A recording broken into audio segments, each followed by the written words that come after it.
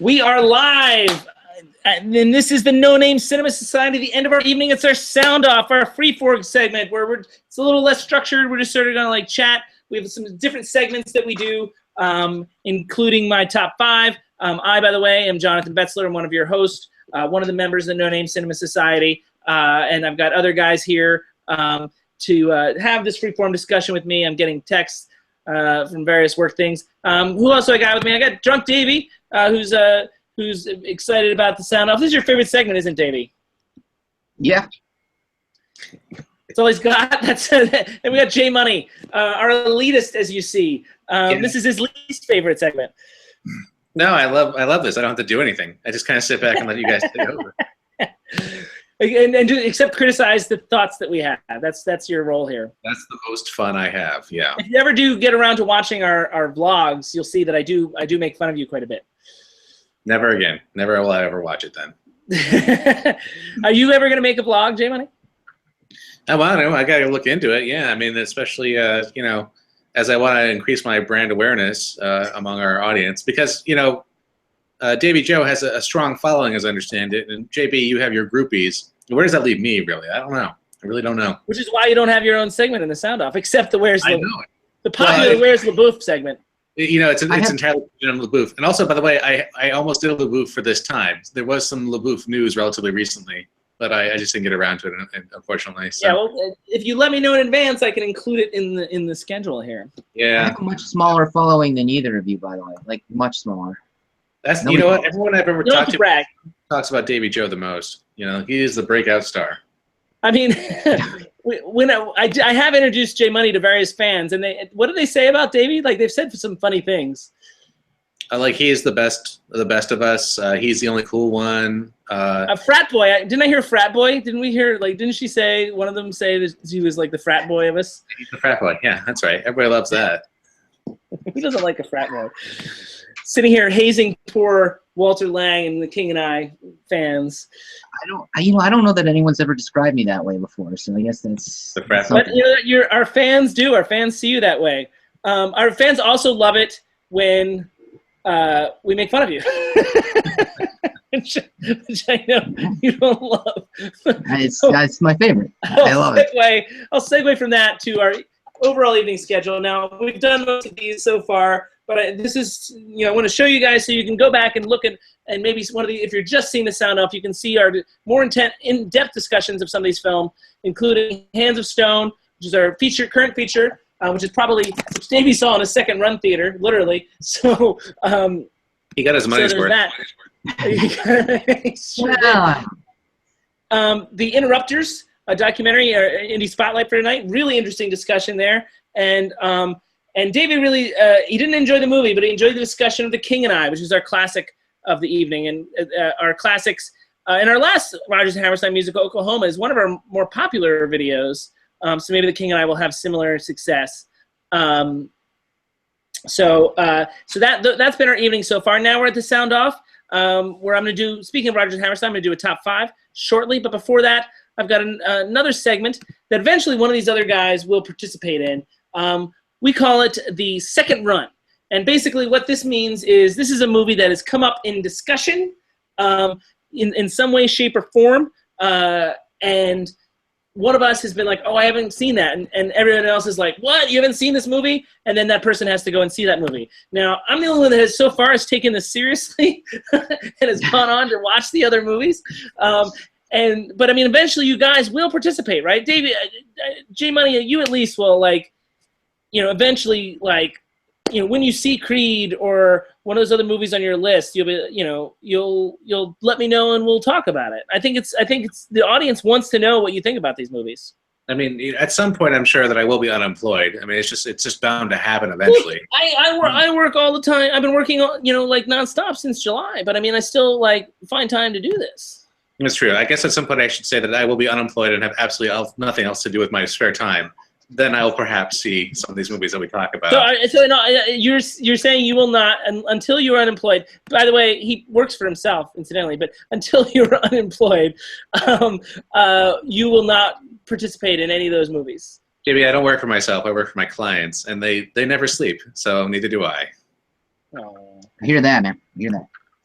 And Davy Joe, you just refuse out of principle, even though you'll enjoy some of the films that are on the list. Yeah, I guess that's accurate. You know, I know that it'd make you happy, and I just can't. You can't make me happy. But I mean, like, so you're avoiding movies that you know that you will like. I mean, every time one comes up, you'll like, oh, I should see that. I need to get on, like, you know, like, I need to really work on David Lynch more. You said that several times. I have actually said that, and it's something that I actually believe. Why don't we talk about Eraserhead someday? I've seen that. Oh, okay, maybe we will, but there's all these movies that we've discussed that you were left out of that we want to know. And I'm writing that down. What you think? I just brought it up. You should. You should for the roll call later. So this is the second run. Here, I'm going to restarting this segment. I'm going to bring it up again. Second run. Now, because we've had 45 days between shows, a new record, because Davey got busy and then I got busy right after that. And then J Money was actually busy last week, as it turned out. I think you were the one that canceled the last one. Were you, J Money? Was it me? It might have been me. September 26th? Yeah, I think it was. We were going to do it last Monday, and you postponed it.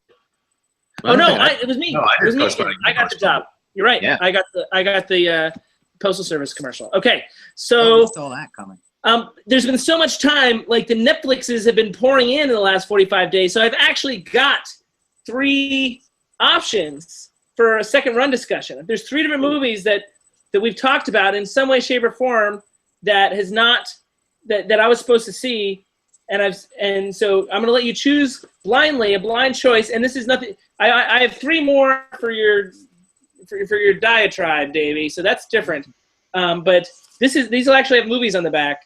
Jay Money, because I sent you photos, you might know what the movies are, but you don't know which one's which. So I didn't even pay attention, honestly. What's that? I said I honestly don't remember any of the photos you sent me. Nice.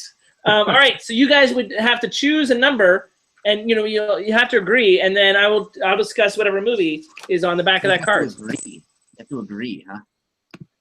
All right. I'll let you go first, J Money. I go for 3 myself. No way, not 3. You're not gonna do 3? 3 is fine. 3 is fine. Interesting enough. Well, this is the movie. This is the one I was hoping you weren't picking, but it's at least interesting. But sure. This is the movie here. I know. So this is from our Matthew McConaughey top 5. It was left over in the Netflix queue, and it showed up. Have you guys ever seen 2 for the Money? No, I regret my decision now. I've heard of 2 for the Money.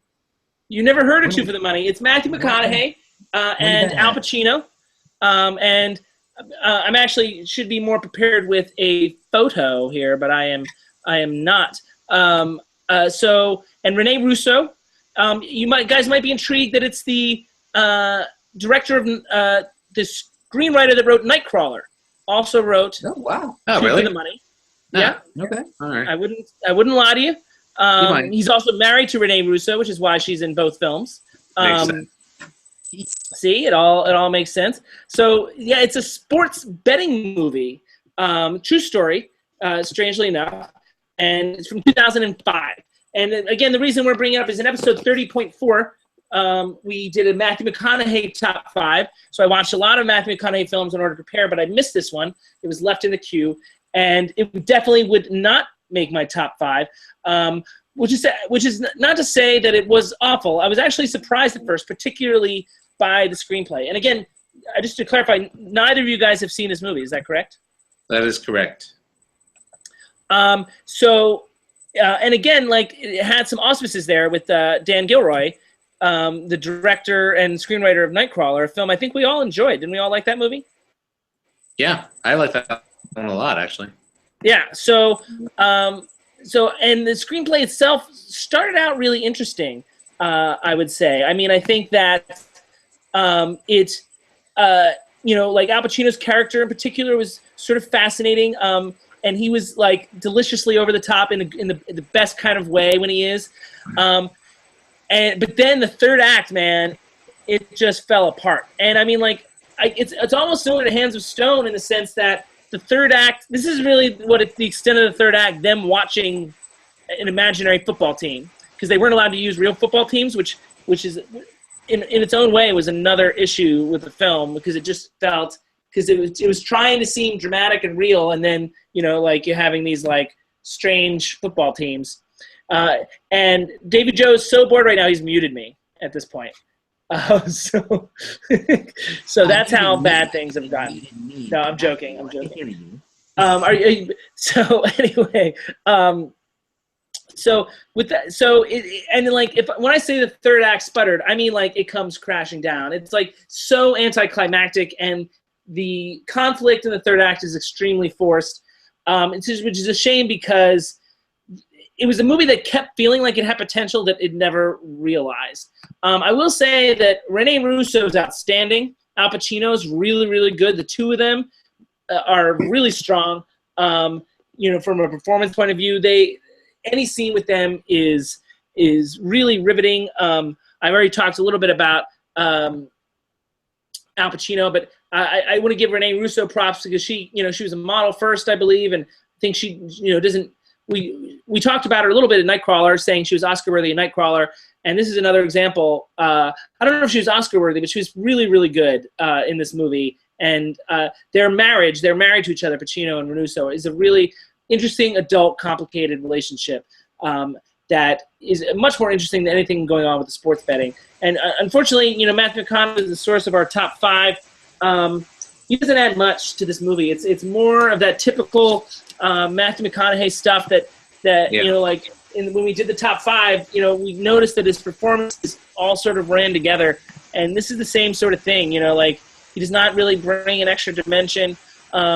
Maybe one of the movies that we might do next year, or like our first movie of January 2017, might be a film called Gold, which I believe he looks and acts totally different. So maybe we'll see another side of Matthew McConaughey. But everything else, including Dallas Buyers Club, seems to run together.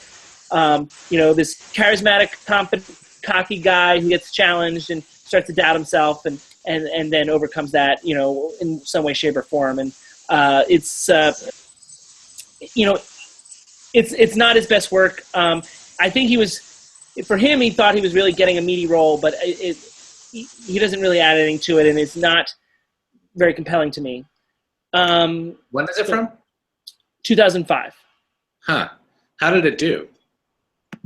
I don't know. I didn't check the box office numbers. I mean, I had heard of it, but I mean, like, I definitely feel like it came and went, Yeah, because I also have heard of it, but I completely forgot about it until. Yeah, I mean, like, I only looked it up because I looked up his movies and I put them all on my Netflix queue to see if I can get a bunch of them in time for the top 5. I see. Yeah. Another really sad thing is it's not really well directed by DJ Russo. I almost wish Dan Gilroy directed it himself. It might have been a little edgier. I think that it's very trite in its direction. I think that he was much more concerned about the lighting, and which is not to say that it's well lit. I think it's overlit. I think that there is some lighting. What? So you feel like it's too bright, JB? Oh, no. I just think it's overly melodramatic in the lighting. It's actually almost too high contrast. I would not have said too bright, but nice try. Wow. I mean, like, at one point, like, he changes the color temperature of Al Pacino's office, from cool colors to warm colors, but it's the same office. You know what I mean? And if it's different locations, that's one thing, to give it a different kind of feel, but to do that within the same office is, and to still try and suggest that you're going for a certain amount of verisimilitude within the diegesis feels awkward to me, and forced, and cheating. It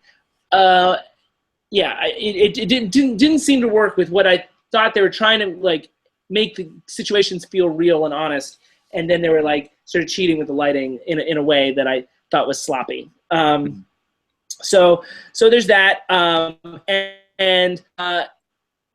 I said, there was some good performances, but the sports also were kind of poorly done.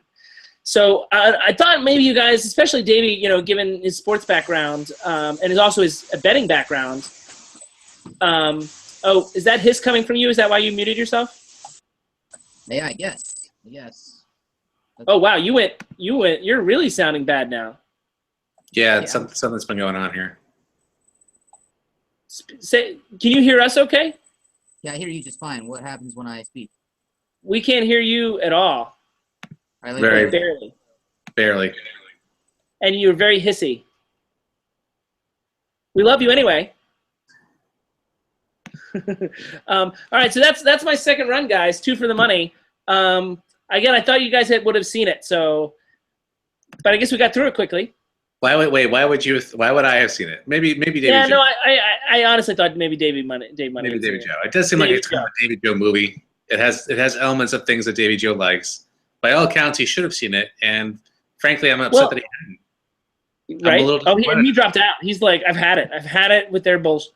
You know, he can run away from me as much as he wants, but that's not going to solve anything here. He's got to turn around and go see 2 for the Money right now. Otherwise, maybe that's why he left. He was like, I am out. And I'll show one more video. He's back. So we should stop making fun of him. You sound good now. Yeah, you sound good. Yeah. There he is. He's back. So one more clip, one more photo. Jeremy Piven's in the movie, and that's kind of fun. But it's not the movie that I wanted it to be. I guess I didn't have high expectations either. What's that? It sounds like a really douchey movie. I gotta be honest. It just sounds like it's full of douchey guys doing douchey things. Well, no, Rene Gnusso's really good. So it's like, no, I wouldn't call it douchey. I would call it. I mean, like honestly, it's almost like Hands of Stone in the sense that. No, I don't know. It's in Hands of Stone in the sense that third act doesn't work. There was something there. I think if they wanted to make it work, they needed to reinvent the real story somehow. Like, because what like Hands of Stone, I guess, what happened in real life was not compelling enough for a third act. I guess. It really like the conflict between the 3 characters, you know, felt really forced, and the potential that I thought the movie had, you know, sort of, you know, dropped off. And maybe just sports betting isn't that interesting. I don't know, as a world. I don't think so. We've seen a couple movies at this point throughout our tenure here as the No Name Cinema Society that have centered around sports betting, and all of them have sucked as far as I'm concerned. Maybe just one. Maybe it's just one movie that really sucked. Well, I mean, I hesitate to say that it sucked. I would give it I would say it's very average. What sports betting movie did we watch? Focus. Oh, that was a sports betting movie. That was just a stupid movie. Focus was just like a con movie. I don't think it was like a sports betting movie. It revolved around sports betting. Like taking place in the real world of sports betting. One horrid scene. Anyway. So, well, thanks for coming back, Davey, just to add that meanness to Focus. Down now. Yeah, now you got to write it down. We got to bring it up again in the roll call. It's just sad. It's a sad state of affairs. I don't know. There was something about. I mean, like they wanted to like get a sense of how sports betting was interesting, like the values of it, but also the harm of it. And anytime they try to like see the impact that they were having on the common man, it felt very forced, and all that didn't work. And I don't know that there's something there. I'm almost disappointed that you guys chose number 3 because I had the least about this one. But you also haven't seen it, and so I guess that's it. I guess we're gonna move on. Yeah. Davey's looking at his phone, so. I got all kinds of stuff going on, guys. Let's keep going. Your fans, right? Those are your fans texting you, liking your yellow, saying you look good in yellow, and I look good in purple. But regardless, now they also like these guys like they want the sound off to move faster. Like they feel like the sound off being freeform, it just takes too long. So they started choosing top 5s that there no way could have anything to say about. They did not want to participate in top 5s because they were taking so long. So they wanted to pick a top 5 that they had no thoughts on whatsoever, so we could just speed through it. Although that means you're gonna have to listen to my voice for the next 15 minutes or so, maybe 20. When did I hope to finish this top 5? Let's see. I hope to finish it in. Let's see. What is it? Oh yeah, 7 minutes. It's not going to happen. No, you can do it. But we started late. You can do it. We believe in you, Jamie. You can do this. So top 5 Rodgers and Hammerstein musicals, and I love Rodgers and Hammerstein. I've said before that I think it's one of the most important creative collaborations in American history. Yeah. And granted, they only did 11 things together, 11 pieces, but they're some of the most popular musicals of our time. And, you know, they redefined the modern American musical. They redefined a genre basically all themselves. And so I think they're really important in that sense. And at least you guys have now seen 2 of their films, right? I mean, am I wrong about this? At least 2. Yeah. Oh, well, maybe more. We'll see. And out of those 11 musicals, only 7 of them were made into films. 2 of them were made twice. So a total of 9 films. I'm choosing 5 out of the 9 films. And that includes the 1999 animated version of The King and I. So in that sense, it's one of the easier top 5s because there's a lot less to choose from. And my number 5 is actually one of the more complicated both musicals and films of their history. So let us go with this one. This is my number 5. Let's see if you guys know it by sight. Ah. Does that mean you know it? Well, I also made the image, so I know. Yeah. So you have no idea what this is, do you, Davy Joe? I can't see it. Oh, are you? Am I not? Am Oh, I? there it is. There it is. And no, I don't know. So this is called Carousel. You might recognize it's the same leads as Oklahoma. It's Gordon McRae and Shirley Jones. And Carousels is one of the darkest, most complex musicals ever written. Time magazine named it as the best musical of the 20th century. You know, in the year 2000, when everybody was naming bests of the 20th century. Richard Rodgers, also known as J Money, named it as his personal favorite. Interestingly enough, most of the songs aren't as classic as from some of the other musicals, and it's based on a really dark play. Gordon McRae's character is a very dark guy. He's a villain, and he never really becomes truly likable. Like there's a point when he tries to like battle some of his demons, but he doesn't really overcome them. So it's like it's really harsh. And the play and the stage musical is much darker than the film version. Film version, interestingly enough, came out the same year as The King and I, and was overshadowed by The King and I. And it failed to really capture the spirit of the stage play, original source material. I forget the name of the original play, actually. I apologize. But I had prepared for this for August 29th. So, you know, it had a much later tone for Hollywood than it was. They lightened the tone up for the movie version. A suicide became an accidental death. Domestic abuse, which is a major theme of the play and the musical, was discussed but not really shown, and it had this weird depiction of heaven that is sort of hokey, and I'll show a picture of it so you can see here, and hopefully it'll come up soon. I'm jumping around in my notes a little bit, but so this is one of you know, it starts out in heaven, and it's a very weird way to start out a musical that turns really dark. But I mean, in that sense, because of the darkness, it's really interesting and fascinating how the musical sort of tries to hide these things. One of the great things about it is Shirley Jones, who's really matured as an actor by the time she gets to Carousel. It's only a year later, but it's her second film. And she doesn't even get to sing it much, but she's really outstanding. I think that I'm missing. I don't know what this is here, but what is this picture? Oh shoot! Are you saying my pictures are not labeled correctly, JB? It sounds like it. It says Shane Barnett, which I mean, I'm looking for a picture that says ballet. So I thought maybe that was close. And this is the same picture. This is the same picture that you had before. So I don't know what Shane Barnett is, but regardless, here's the ballet. I found the ballet. Shirley Jones is great, and like Oklahoma, there's this beautiful ballet, except the ballet is at the end. And they do a really good job of the metaphor of the carousel is really a very iconic visual metaphor that works really well within the film.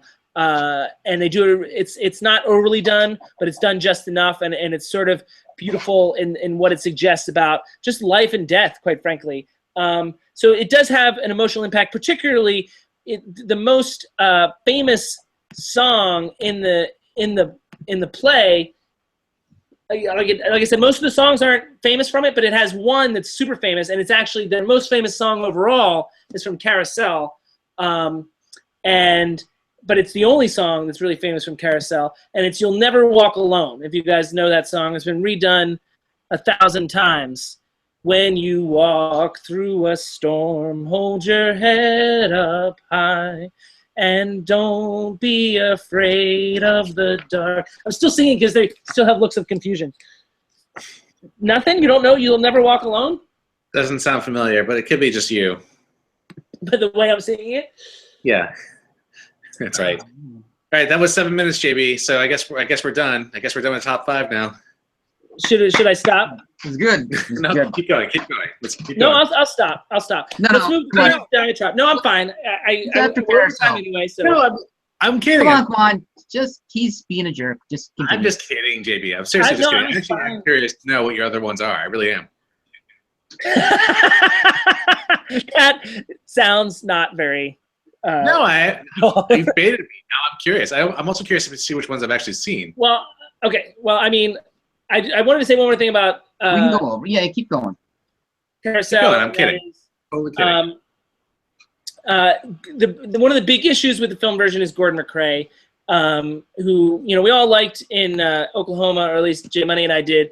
He really struggles. Yeah. As Billy Bigelow. Billy Bigelow is a really complicated character, like really hard. And he's got the voice, but he doesn't really have the chops, quite frankly, to really get underneath what's going on. Like his anger and his rage and his quite frankly, not misogyny, what's the word? Misanthropy. Is that how you say it? Misanthrope, when you're misanthropic nature, maybe? I think that's yes.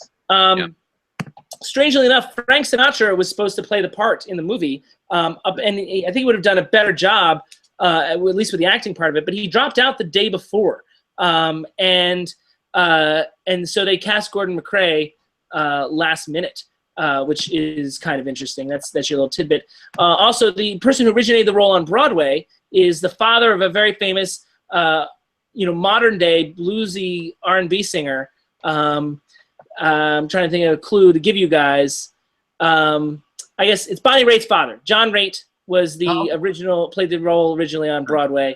And so that was, that's my little tidbit there for Carousel.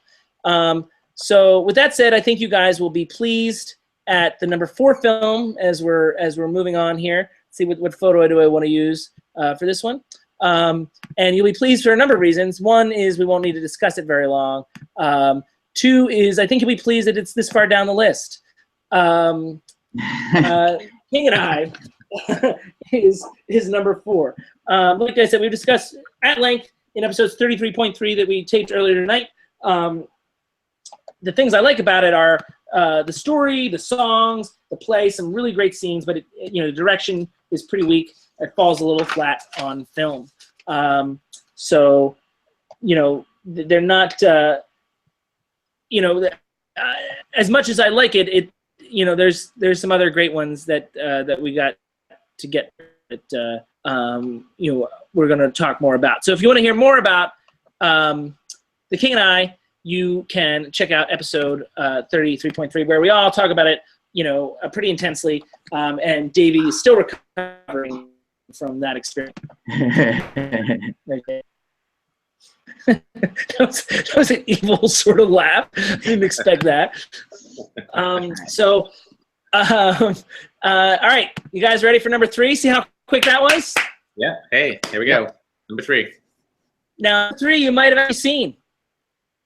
It is the only Best Picture winner in the bunch, and quite possibly one of the most successful movies of all time. True. And we screened it this past February at the Oscar Movie Marathon. It celebrated its 50th anniversary last year, so we screened it.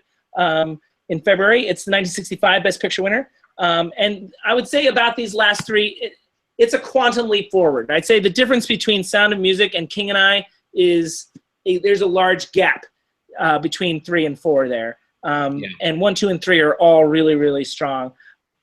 This was actually the final collaboration between the between the two men, excuse me. Rodgers and Hammerstein. And Hammerstein would even die right after it premiered on Broadway, so he actually never lived to see the film. I should have done the tidbit thing for that too. I think that the film version perfectly captures the heart of the stage production. Julie Andrews is terrific in the lead role. I think there's great chemistry between Andrews and Plummer. And I mean, talk about chock full of classic songs. I mean, this is one that's, I think, 100% from a song point of view, classic after classic after classic. It doesn't really miss. And I think the simplicity of the songs adds to the audience involvement. I mean, they have a sing-along here in LA every year, the Hollywood Bowl for The Sound of Music, and it's extremely well attended. If I have an issue with it, at times I feel like it's an extended travelogue of Salzburg. I think director Robert Wise, a really good director, maybe like relied a little too heavily on some of those scenery shots, and also there's some hokey moments. Not as many as King and I, but I mean, like, there's some moments that sort of like tread lightly, and there are times when Liesl, who's really cute, isn't the best actor, in the bunch. So I know you guys have seen King and I. What do you, any comments? Not King and I, sorry, Sound of Music. Any comments on this? Good pick. I mean, I enjoy the movie just in general. Anytime you add Nazis to a musical, it usually improves it one way or the other. So, Mel Brooks would agree with you. Davy Joe? I remember I haven't seen it since I was a kid, and I liked it. So, yay. It's good. So there's a Rodgers and Hammerstein musical that Davy actually likes. I mean, there's a musical that Davy actually likes. Let's just start there. That's a base level. You guys are labeling me. Like, I wonder if he saw The King and I and Oklahoma as a kid, it would have been different, I saw the play Oklahoma as a kid. Interesting. What do you like about Sound of Music, just out of curiosity? I don't remember. I like I said, I saw it when I was a kid, and I liked it. I haven't seen it since, and I don't want to necessarily see it again. Well, why is that? Because it seems like a good. I mean, first of all, it's going to eventually come up for us. I mean, serious. I mean, it's on the second. It's only behind Gone with the Wind and The Godfather in terms of the amount of brackets it's on. It's on so many brackets. It's the #1 seed in a lot of them. It's horrible. Okay. All right. Well, hey. And furthermore, I screened it last February, so it's going to come up. It's certainly against other things. I mean, can I posit that it's of the three that you mentioned, it's the one that's closest to modern times in terms of its setting and subject matter. From that point of view, it maybe translates a little bit better. I mean, I also feel like that's actually not true, and you'll see it in a second. In terms of the three you talked about, in terms of the King in terms of the three that I mentioned, sure. Okay, sure. Okay. I mean, I guess I also feel like the music it has the best music of the three you just mentioned as well. I can't speak to the other two ahead of it. To me, Oklahoma is, as far as just the songs that came out of Oklahoma is kind of the holy grail of Rodgers and Hammerstein. That was Davy Joe. Davy Joe said that. Three with the Fringe on Top is a great song. And David, so you're gonna like, if Sound of Music comes up, what are you gonna do?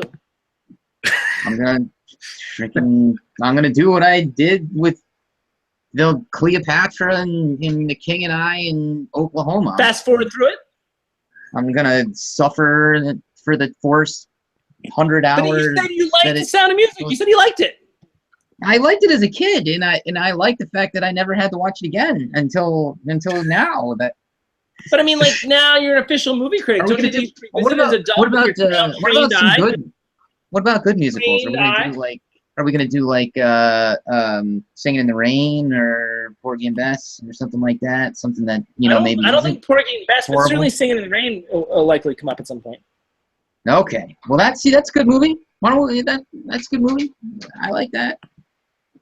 Okay, but I mean, Singing in the Rain is different than it's not adaptation of a Broadway musical. So there's the movie musicals, and then there's the Broadway adaptations, which are pretty different. And we can talk about that another time. Yeah, that's a good point. Thank you. He said I made a good point, ladies and gentlemen. Let's see if he likes this one. Dowdy's seen this one. This one's a little. This one's pretty dark as well. My hat's a little crooked. Go Giants, by the way, playing Wednesday against the evil team. Number 2. Do you guys know this at first glance? No. J Money? Well, I guess I feel like I really should not. I should be excused from this whole "do I know this from first glance" thing. Would I have known it if I hadn't put them together? No, I wouldn't have. No. Okay. So this is South Pacific. And one thing I'll say about South Pacific is there's like no hokey moments in this one. I mean, there's some comedy, but there's nothing that gets to the level of those things that we're complaining about in terms of King and I. And there's more classic songs in this one. Some Enchanted Evening, Ain't Nothing Like a Dame, Younger Than Springtime, Bally High, which is reference to this island here. Gonna Wash That Man Right Out of My Hair, and possibly the most important song ever written in a musical. And it sort of relates to something we were talking about earlier. I think we brought it up even in the Interrupters tonight. This is a song called Carefully Taught. You've got to be carefully taught. And it's a very important song about racism. Like, it deals with racism heads on in a very overt way. And as a really important message for a movie that came out in 1958. And the musical itself, I think, was late 40s. This music was recently redone on Broadway, by the way, with Becca was in it. If you remember, J Money, you remember my ex Becca. It was at Lincoln Center and won many Tonys. And this movie and musical is not shy about some of the things. Have you guys ever heard any of those songs? Yes. Oh yeah. Oh, okay. Oh, good. Okay, good. Have you heard Carefully Taught? Yes. Probably, but I mean, I'd have to hear it to know. So if you want to sing it, JB. Oh, you've got to be taught to hate with all feet. Like, it's intense. Like, it's let's see. I mean, like, maybe let's see if I can find something on YouTube here real quick. No, that's okay. No. Yeah, let's not do that. I don't know. I don't know what the rules are with that. Yeah, I think it's only like if I play it a few seconds. I mean, I've already played plenty of music in the show in the past. Didn't I play a whole song from Dick Tracy once? Yes, you did. Yeah. And don't say that out loud because we're gonna get sued. You're not gonna get sued. It was one of the best moments ever in the show. Oh, yeah. So anyway, it is. It has a cast of unknowns, except for maybe Ray Walston. The Broadway cast didn't really join the group. You guys may remember Ray Walston from My Favorite Martian. Yes. Picket Fences, if you watched TV in the 90s. Great character actor. He's also in. We're going to see him again in a movie that we're doing next year sometime. A classic. But JB, what's that? I have a question. Yeah. What's on that guy's T-shirt? It bothered me when I was putting this image together, and now I Stew Pot. His nickname is Stew Pot. Okay. I'll buy that.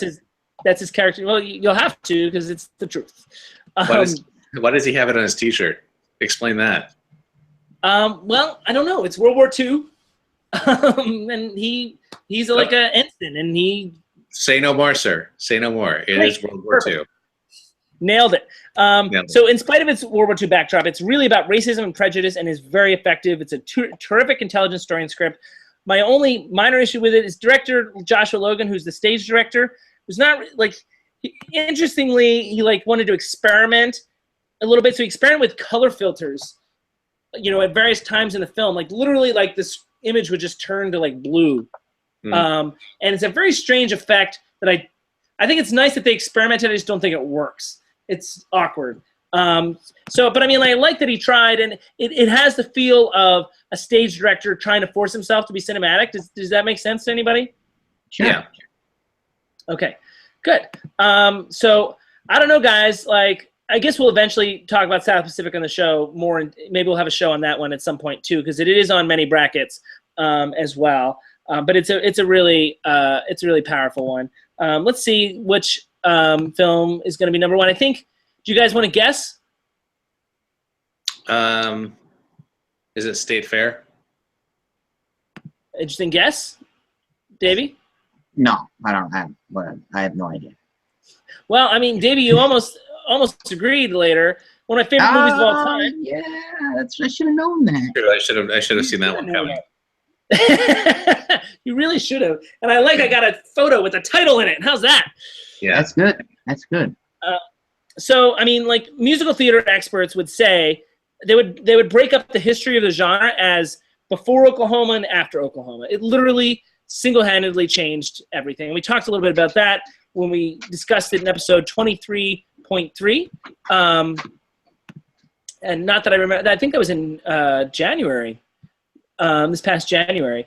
So, you know, I think it's my favorite. It's a top 75 movie all time for me. I think that it perfectly balances a lot of the things that you know, like the humor and the pathos. You know, like there's darkness, but also light in a way that the other films don't manage that balance as much. I think it tackled many taboo subjects like classism, racism, sexuality. We talked a lot about that in the episode. I think it was Rodgers and Hammerstein. This was their baby. They produced this themselves.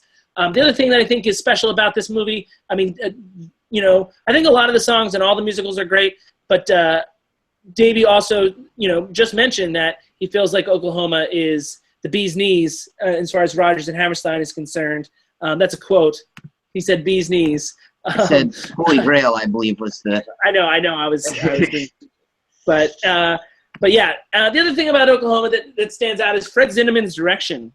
Oklahoma and Sound of Music both have really good film directors behind them, and I think Zinnemann here was very useful in terms of guiding the young actors through complicated material. I think the tone as well, and also the camera work. You know, sort of the long takes but he moved the camera a lot more than Walter Lang did. And I think it was a lot more effective in Oklahoma. So, and also shooting on location. Like where King and I failed, I think shooting on location helped Oklahoma a lot. It felt more real and honest. So, J Money, you were surprised by how much you liked Oklahoma. And I think you should stop short of saying you liked it. I think you just said you liked it more than you thought you would. And David Joe, you said it was brutal and you wanted to kill yourself, actually, is what you said in a text to me. I don't believe I said I wanted to kill myself. Oh, I still got the text. Well, all right, we'll read it. I'll dig it up another time. But so, what do you guys? That's the end of my top 5. What do you guys think? Yeah, pretty good. So, what were the ones that were left out? Well, there's 2 versions of State Fair. There's a 40s version and a 60s version, late 60s version, I think. Both those were the 1999 version of King and I was left out, the cartoon, and also the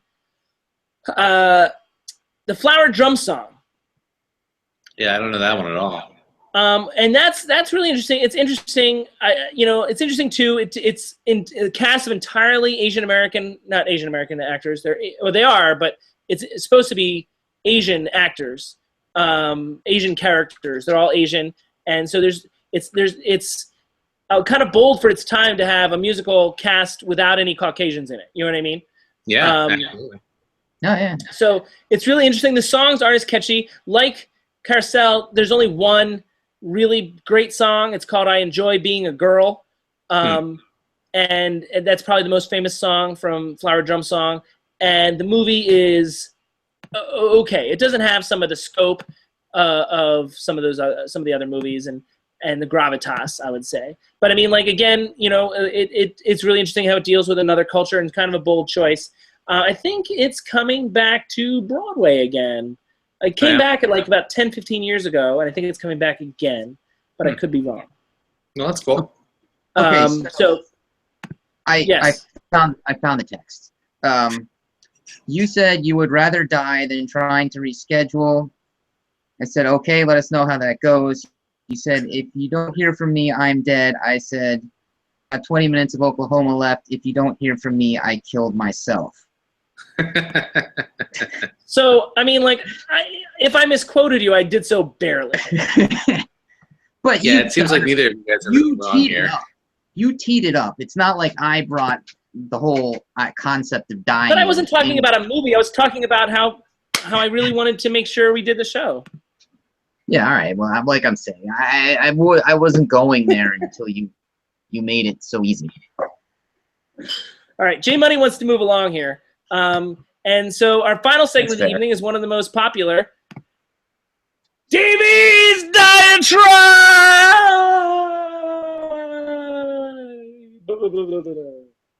Yeah. There it is, DAVIE'S Diatribe. Davey, excited? Oh, yeah. Pumped. All right, let's do it. Get the cards out. You ready? Here are your choices.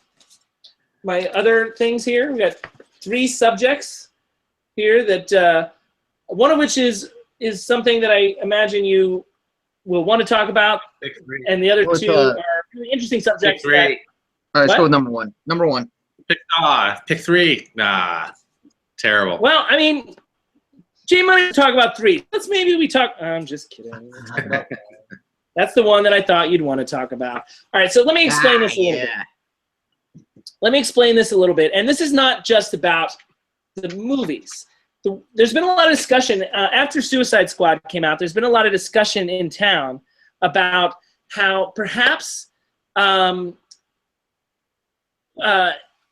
Marvel, like, they've had maybe some more success with the movies, but there's a corporate feel, and Kevin Feige's hand and imprint is on each of these movies. Like, for example, it doesn't necessarily matter anymore, certainly, who directs these movies, these Marvel movies, because they're all part of a larger corporate plan.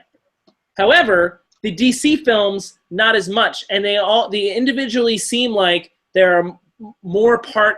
They're the vision of their individual directors. That's what people are saying. That's what David Fincher is saying. Not David Fincher. I'm sorry, David Ayer. And so more and more directors are feeling like they are more suited to working. They're more interested in working with DC than Marvel because they'll be given more creative freedom overall. And in fairness to that point, the last Marvel movies, the Russo brothers sort of came out of nowhere to direct these. Not that they were bad. But also the next Spider-Man is directed by like a young kid out of nowhere. Where these first Marvel movies were Jon Favreau and Kenneth Branagh. This latest crop seem to be people that Kevin Feige can control potentially. And again, that's just buzz, rumors around town. And I wanted to put that down for you because I thought you might have some thoughts on that. Davey Joe, that's the topic for your discussion. You've got 3 minutes. I think basically what I would say is that I can see that with Air in Suicide Squad. Batman vs Superman, though, I thought definitely there seemed like there was some studio interference there. And that's Davey's Diatribe, everyone. Thank you very much for participating. You heard it here first, and Davey's Diatribe. Yay! Okay. Anyway, I mean, have you guys seen Batman vs Superman? No. Yeah, but I mean, I don't think you can argue that it's not the vision of Zack Snyder. I mean, like, well, I didn't like the film, but I mean, like, Zack Snyder is not as, like, compelling a director as David Ayer. And I mean, he had some good movies. I like The Watchmen and 300, and Dawn of the Dead. But I mean, like, Man of Steel. I mean, I don't know. I mean, like, what it sounds like to me is Zack Snyder's just not that good. I think though that the scenes that were the worst, I think, were scenes that he had to jam in there for for Justice League purposes. I mean, I think that the scene that, you know, where Batman's going through that thumb drive and he shows the I mean, that's awful, but it's just the way they had to show the other characters. That's Jay Money's favorite scene. Anything involving thumb drives, I'm all in all the time. But I think, with Suicide Squad, which I think was, I have a theory on that's based on no actual facts, but I think that movie was probably a better movie, and then it played a little too sour, and they turned it into a music video, and it hurt the film. I mean, because they just jammed all. I mean, it was fine, but it wasn't. The music was crazy. It was just seriously. The movie's a music video. I mean, to a large extent. I still didn't hate it, but there was a lot of. Would you say that this sort of discussion amongst town is of DC being more filmmaker friendly is BS? Is this rumor or propaganda? No, I think that it's. My guess is that DC says this is what we need, and after that you can do whatever you want. Whereas Marvel is probably more controlling than that. Okay, so do you care as an audience goer? Yeah, I think I do care. I ultimately though, Feige's got a vision that's good and that's entertaining, so that works very well. But I think that DC, there's always the potential for something great, even though we haven't seen it yet. So you'll keep going regardless. Oh yeah, I mean that's what I do. I mean that's what we do here. But I disagree with you about Suicide Squad. I do think it turned a corner, at least for the out of all the DC films I've seen. I think it was by far the most interesting of their crop of films, and I enjoyed it a lot. But J Money, do you have any thoughts on this? I really haven't seen most of the DC Universe stuff, and for that matter, I've probably only seen like some of the major MCU stuff. But my impression, just in general, totally as an outsider, is that Marvel's world holds together better as a brand in a way. I mean, a lot of the movies that I've seen, even though they're different stories and plot lines, feel very, very similar in terms of the texture, in terms of the way they look, the dialogue. And from that point of view, it makes sense as a product. From my point of view, Marvel's offerings are purely product. It's not really cinema to me. It's really more about a product that has taken on this form of media. Whereas the DC movies still feel like individual movies. I mean, I guess they're, if you want to talk about it in terms of their branding, it feels disjointed to me, and it feels like they're not really together with it. But from that point of view, they seem to like they're actually making movies. Whereas Marvel, the whole process, the whole idea of the universe feels expressly contrived to deliver a product. Is that a problem? I don't know. I don't think it's necessarily a problem. If it's what the fans want, then it doesn't really matter. If people are really invested in these stories and they like where it's going, then that's fine. That's what the product is. In terms of creative, leadership for directors, I would assume that most directors that are really, concerned with having creativity and control in their work are probably not going to be vying for these kind of projects to begin with. Well, I mean, like even those directors need to make some coin. I mean, David Ayer, was, directed my #1 movie from 2014. Like he didn't. Yeah, but JB, I mean, as a director, you know what you're going to sacrifice if you're going to go into a large studio production, right? I mean, that you're not going to have the same sort of like creative control that you might have if you were doing something different, because that's just what these movies are, and that's okay. That's not like it's not an issue of whether or not that's right or wrong. But I mean, what David Ayer is saying is that he did have creative control. So do you feel like you don't hear that all the time? What's that? Did you see? I mean, do you feel like there was did you feel like it was a creative film? Yeah, no, I mean, like I thought it was like I said a few minutes ago, like I think it turned a corner for the DC universe. Like I think it was far more interesting. That's the statement for the context. I mean, like, would it have stood up on its own as a film, just regardless? It's hard to say. That's conjecture that it's hard to like imagine, but it definitely felt like a David Ayer film, for what it's worth. Yeah. I'd say just real quick, the Marvel movies are more they have more of a comic book feel. I mean, they definitely, you know, that it's part of a larger picture, and I think that really annoys a lot of people.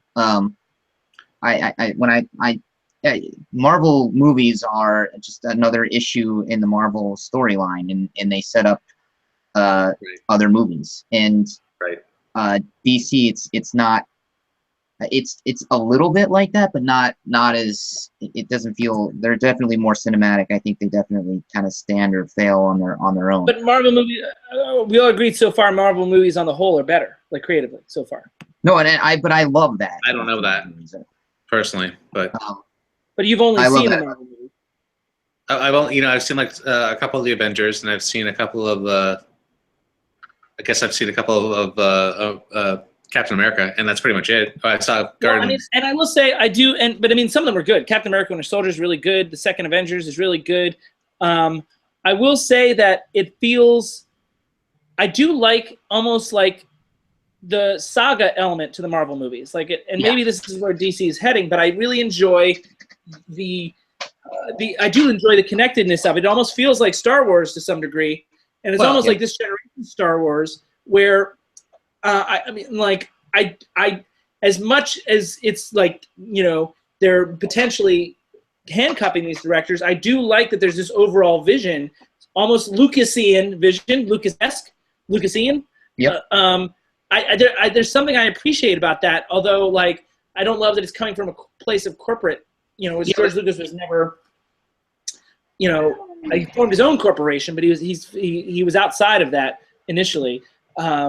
Now maybe he, as he grew older, he became more interested in the toy sales and things like that. But that's beside the point. He did factually operate outside of the studio system. So I don't know. But again, like now, both his company and Marvel are owned by the same group. So you know, maybe there's something to that. For me, the Marvel stuff feels more in line with, I guess, to David Joe's point, comic books in general, because comics in general they're not really one person's vision for the most part. There are comic artists that are very famous. There are comic writers that are very famous, but they're coming out of a studio, and I feel like the Marvel movies hold together as a unit because they do feel like they're made as a collaborative effort across all channels. DC stuff doesn't quite seem that way to me. In that sense, they feel more like movies, whereas Marvel's movies feel like they're translations of comics. They're translations of a product to a different, media channel, basically. Is the next DC movie Wonder Woman? Is that the next one? Yeah. Do you guys hear a noise? Like a popping? No. Is someone texting you guys? Okay. You in Chicago? I thought maybe someone was. It sounded like someone was like texting me on Skype, or IMing me on Skype, but Skype isn't open. No, it's not me. Be on your phone. Oh no, it was definitely coming from my computer. Let's just check Facebook. No, not Facebook. Okay.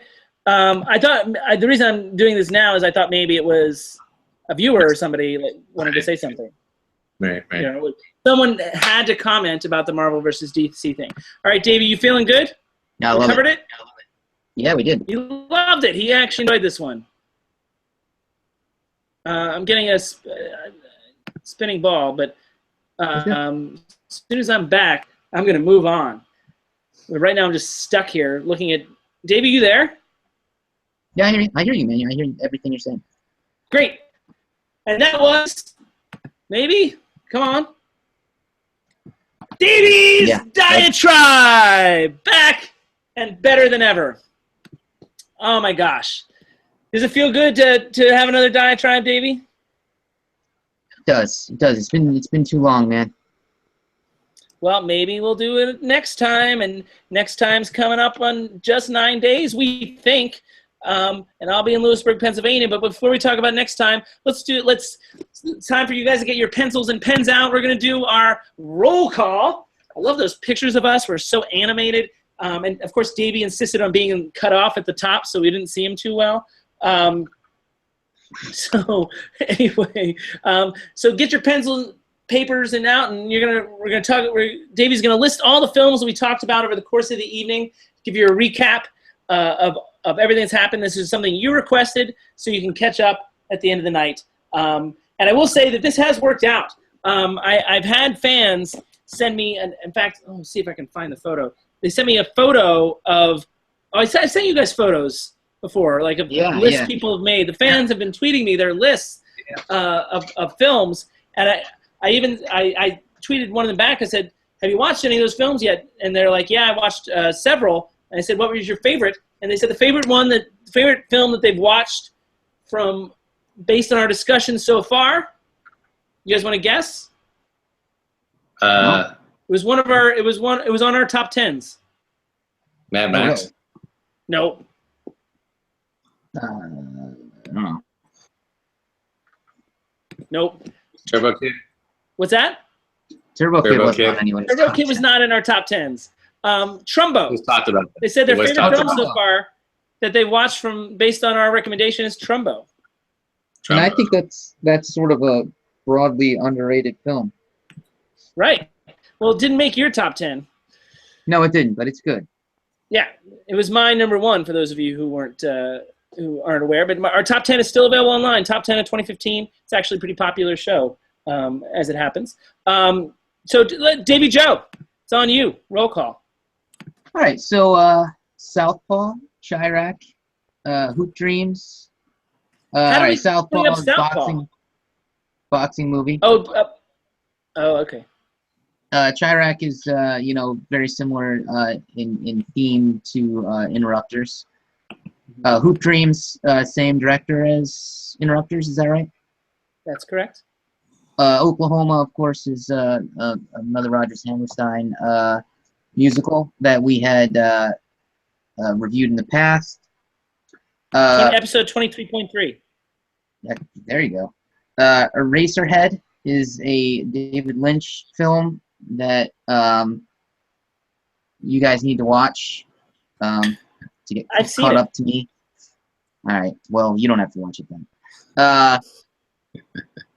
And Focus was another sports betting movie. Because you were talking about Two for the Money, which was a Matthew McConaughey film that you revisited that you didn't get to watch when you did the McConaughey list. And then Focus was a movie that had the Super Bowl betting scene, which is kind of mars that film. Episode 2 is our discussion of Focus, and I'm a lot nicer than they are about it. Focus, if I remember, I don't hate the movie as much as I just hate that scene. I hated the movie, for the record. So yeah, that sounds right. Yeah. He did list Focus as his least favorite movie of 2015. I went with Home as my least favorite. But anyway, go ahead. That's good. No, that we reviewed. Or is that for the whole year? Home was the worst that I've ever seen the whole year. Okay. The Intern was second. I've heard that movie's bad. And Hot Pursuit was third worst. Hot Pursuit was the worst thing I saw last year. I actually liked Ricky and Flash, but that's a whole other thing. That was oh God, wow. All right, I need a minute actually. Jeez. Wow, you liked that, huh? I mean, it wasn't bad. It's Jonathan Demme. I understand that, but I mean, he's a good filmmaker. Just pull myself together here and see if I can. Okay. So your Rodgers and Hammerstein list. Number 5 was Carousel. Number 4 was The King and I, which we happen to review tonight. 3 was The Sound of Music. 2 South Pacific. 1 Oklahoma, which we already talked about. Already talked about in episode, was it 23 point something or other? And 23.3. Also in this roll call. And we talked about Suicide Squad and Batman vs. Superman, as well as Captain America Winter Soldier and Avengers 2 Age of Ultron and Iron Man. Which we reviewed in episode 8.